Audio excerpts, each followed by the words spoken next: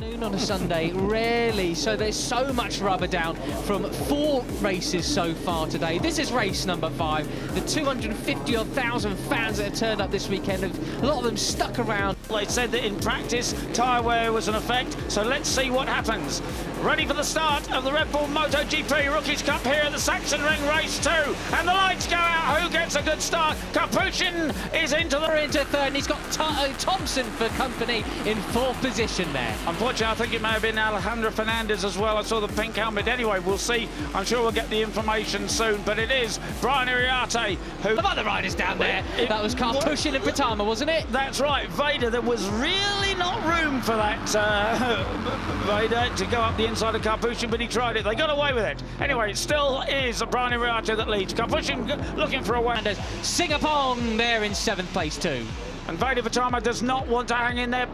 Capuchin goes up the inside. Veda Pratama tries to go past both of them. Can't quite do it, but he does pick up 2nd place. Brian Iriarte hangs on to the lead to go down the hill, but it's Veda Pratama. We hit the back of, looked like Agostinelli there, and taking the hapless Joel Pons. We didn't, you know, the situation has been cleared. That's good to know. Right, so the climb up, we have Pratama in the lead then from Iriarte and Capuchin. David Gonzalez behind them as well. Yeah, there was never Veda just... But no, Brian Iriarte hangs on to the lead, and in fact, Veda loses 3rd place. This is a completely different kind of race than we saw yesterday. Riders so much closer. The fastest rider on track last time around was Ramadipa, yesterday's 2nd. Side him! And up the hill, that's a very hard place to pass, but he does it. Veda Pratama takes the lead with a superb tight line to climb the hill. That is extreme confidence right there from Pratama, isn't it? Bearing in mind, I mean, like many of these riders, he's never seen this place before, but he's riding it like he's ridden around it. Series leader, he's up into 9th position. Guillaume Plot, yesterday's podium finisher, down in 10th place. Daniel in 11th. And Ramadipa there has gone inside Brian Iriarte to take 4th place, I think. But it's still Veda Pratama that leads, but only just. It may be the pressure's taken off in some kind of weird way, although Brian Iriarte is much closer in the championship to him now as we look ahead from Danish to Iriarte.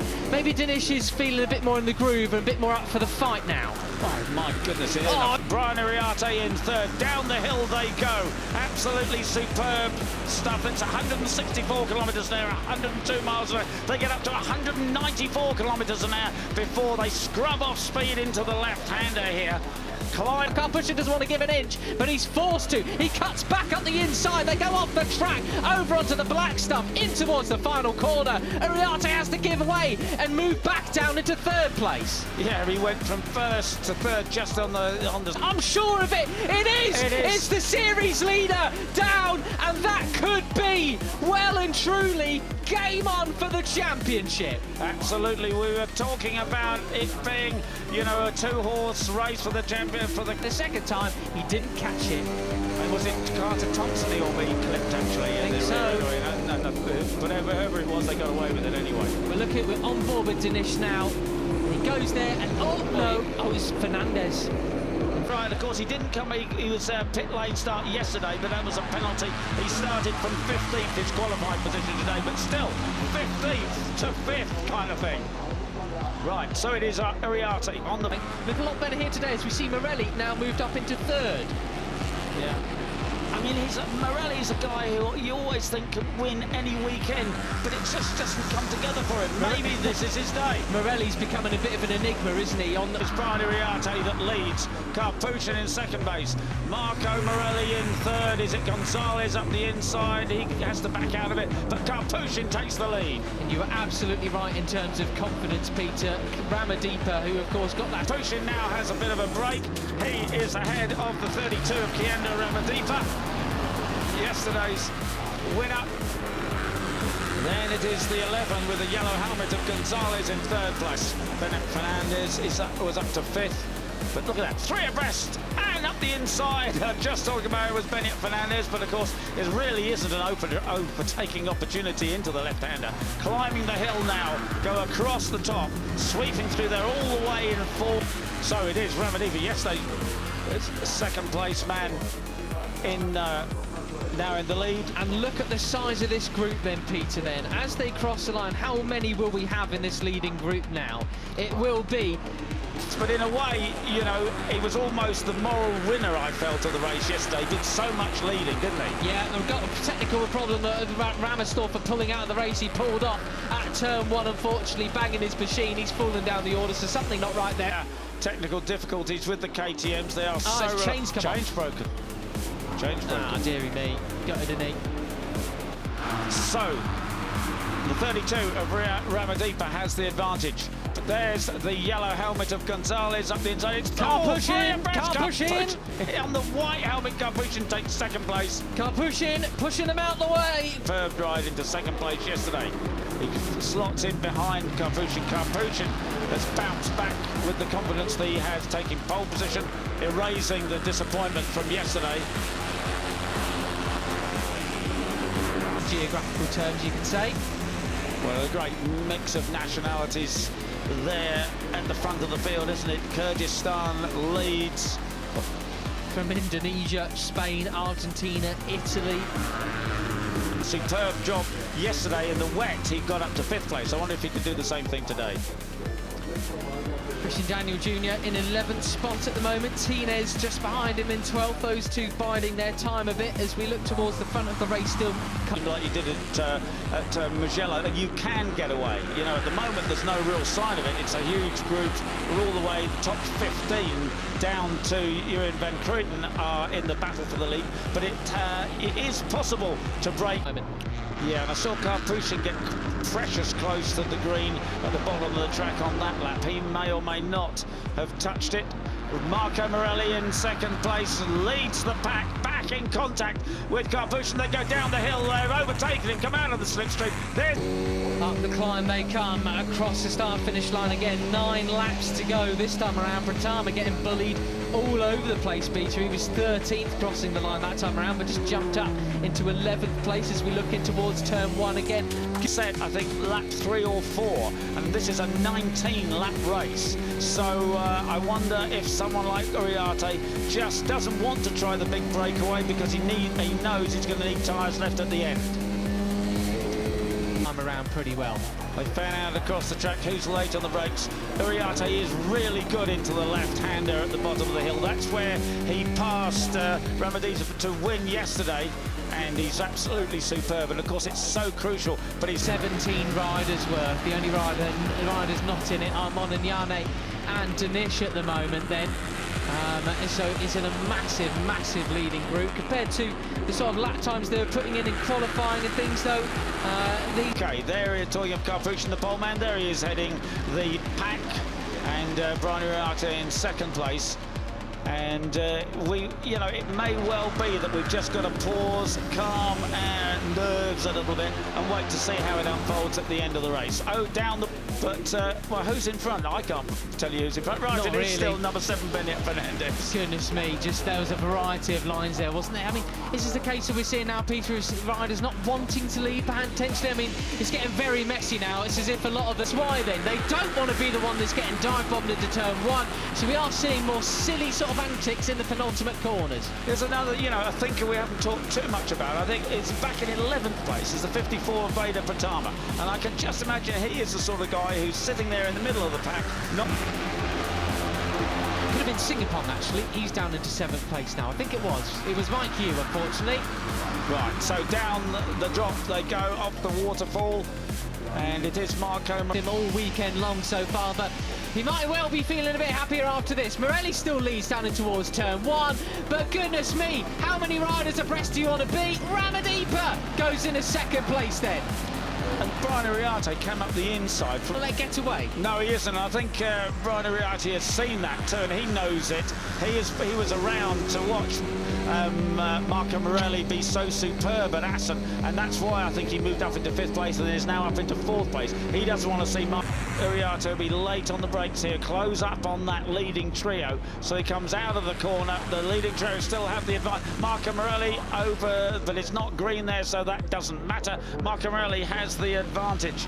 Kianda Ramadita, the man who finished second, who did all the chasers. We're looking at Zen Mitani, the Japanese rider, just behind us, inspired by Kevin Schwantz. That's why he runs the number 34. But look out front, Ramadita now into the lead, ahead of Morelli and Benyat Fernandez. But Brian Iriarte is not letting them go. Look, he's there in fourth place. He go for it. None of this tap in the rear seat unit. Rubbish. That's right. But he only qualified 15th. He was on the 5th row of the grid. So, you know, if his pace is quicker or than he was running in qualifying, maybe the bike isn't really set up to do this. But he's a bright, wily rider, and he'll make the best of the big drive up the hill. Mitani goes neck and neck with Ramadita there. They nearly come to blows out of the final corner. 4 laps to go, Peter. This is where it really changes. They fan and weave across the start and finish straight in towards turn 1. Marco Morelli comes up at the inside then. We got Iriarte looking back from second place. No, in the lead actually now is Iriarte. So there you go. He wasn't letting them get away. He's back in front, in charge, in command here in Rookies Cup Race 2. Yeah, and think about that one. And look, there's your man, the 54. He was biding his time, but he's back, ladies and gents. It's Veda Pratama going for the lead here in race 2. He's up to second place. He's been carving his way through as Mitani gets pushed wide by Cup. Iriarte in third place. On 4 abreast behind them. Goodness me, it is Pratama in the lead then from Iriarte. Morelli trying to hang out the outside. He doesn't get the cutback from Iriarte, so he'll have to settle for third at the moment. Not that much quicker than everybody else behind them. They really are just now mucking each other about, really trying to jostle for position. They're not thinking about going as fast as possible. It's about tactics now. Right, Marco Morelli in third place. Great position progression, 15th to 3rd for Marco Morelli. Mitani is in 5th place. He's had a similar progression down the hill. Veda Pratama leads. Morelli dives up the inside of Iriarte again. 2 riders really at the top of their game, but Veda Pratama's starting to get away from it, Peter. He's got a couple of bike lengths, quarter of a second ahead of them. Will it last into these last? Oh my God! They're down! Morelli and Iriarte, both of them. Goodness me, that's blown the championship wide open again. I'm in shock. Absolutely, they just both wanted the same bit of... Run away with it. It's going to be 3 wins from 4. Should he keep it on the road? And Mitani on course for a debut podium in Rookies Cup. Could he be? But it looks like Karpushin is going to try and take it from him as well. Can Veda Pratama really win 3? Superbly, he's well capable of it. 4 abreast in towards turn 1. Mitani leaves it as late as he possibly can. Ramadita up the inside. Indonesia could have 2 riders on the podium here today, Peter. It's absolutely all on for it. And surely the guys behind are going to... It's going. It's 1 second he has. Mitani up into second place, ahead of Karpushin. Well, it's all going to be about those final corners and Benyat Fernandez and David Gonzalez. You can't count them out. They are in for it as well. They would love... There's Mitani on the 34 who has the advantage. Karpushin's there in the white helmet in third place. Karpushin goes up the inside, but he can't do it. Mitani comes across. He is surely going to take second place ahead of Mitani. Veda Pratama looks over his shoulder. There's no contest there. He wins it ahead of Mitani and Karpushin. Once again, this really is a superstar in the making. Ramadita in 4th position. You're so nearly at a double podium, Indonesia. That's right. Veda Ega Pratama jadi bintang di Sachsenring. Juara race 2, kejar puncak klasemen.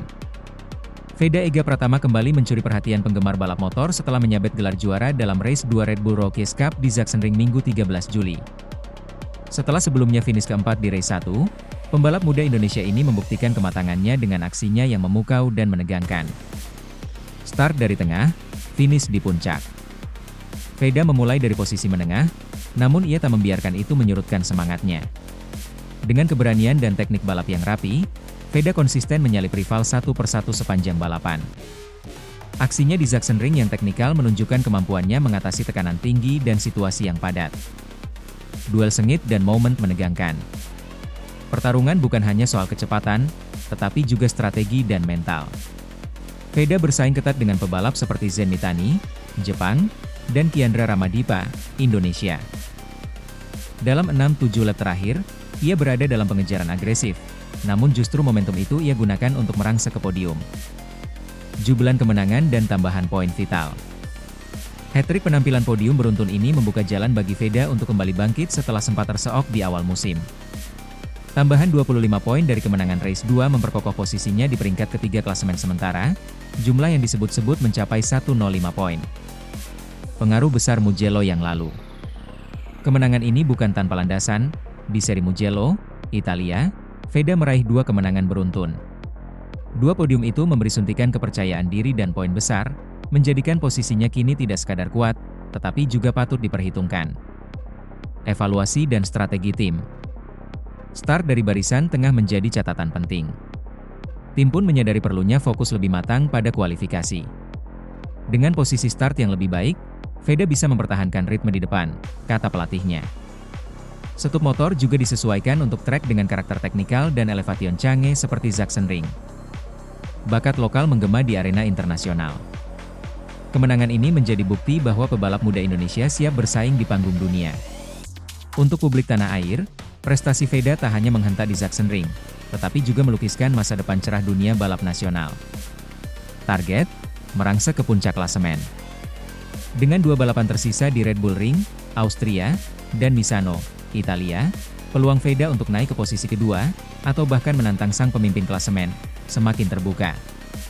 Ia kini hanya 49 poin di belakang Hakim Danish, Malaysia, yang memimpin dengan 154 poin, serta tertinggal 36 poin dari Brian Uriarte. Pemuncak runner-up klasemen. Kesimpulan, Veda pahlawan kecil dengan ambisi besar. Veda Ega Pratama menunjukkan kombinasi sempurna antara teknik matang, mental baja, dan strategi jitu. Dari start di posisi menengah hingga ke podium, perjalanan balapnya kali ini layak diacungi jempol. Semangatnya dalam meraih kemenangan di Sachsenring bukan hanya soal juara sehari, melainkan pesan bahwa pebalap Indonesia memiliki potensi besar di kancah global. Kini, semua mata tertuju pada seri Red Bull Ring dan Misano, di mana Veda akan diuji kembali. Apakah ia mampu menjawab tantangan dan benar-benar menanjak ke puncak klasemen RBRC? Nantikan saja aksinya.